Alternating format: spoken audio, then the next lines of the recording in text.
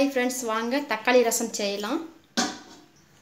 அதுக்கு ஃபர்ஸ்ட் என்னோட channel KAB56 அப்படிங்கறத Subscribe பண்ணிக்கோங்க. ஃபர்ஸ்ட் ஒரு panல எண்ணெய் விட்டுக்கலாம்.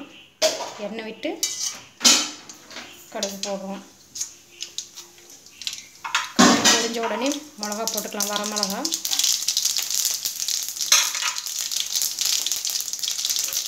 கூட கருவேப்பிலை, சீரகம், மிளகு, பூண்டு நசுக்கி வச்சிருக்கேன், அதை போட்டுக்கிறேன் ஆயில்லையே.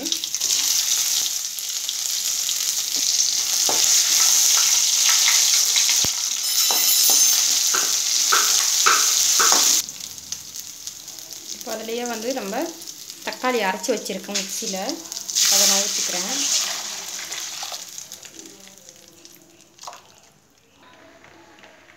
வேணுங்கிற அளவுக்கு நல்லா தண்ணி ஊற்றிக்கிட்டேன். கொஞ்சம் மஞ்சத்தூள் போட்டுக்கலாம். உப்பு, கல்லுப்பு போடுங்க. எந்த ஒரு சாப்பாட்டுக்கும் கல்லுப்பு போட்டிங்க அப்படின்னா டேஸ்ட்டாக இருக்கும். எந்த ஒரு சாப்பாட்டுக்குமே கல்லுப்பு தான் டேஸ்ட் கொடுக்கும் தூள் உப்பை விட. இப்போ இதை நல்லா கொதிக்க விட்டுடலாம். தக்காளியோட பச்சை வாசனை போகிற வரைக்கும் கொஞ்சம் கொதிக்க விட்டுறணும். அவ்வளோதான், நல்லா கொதிச்சிருக்கு. இப்போ இதில் மல்லித்தலை போட்டுக்கலாம். மல்லித்தலை போட்டு ஒரு தட்டு போட்டு மூடி விட்டு அடுப்பு ஆஃப் பண்ணிடலாம். அவ்வளோதான், தக்காளி ரசம் ரெடி. மேக்ஸிமம் அல்சர் இருக்கவங்க புளி ரசம்லாம் எடுத்துக்க மாட்டாங்க.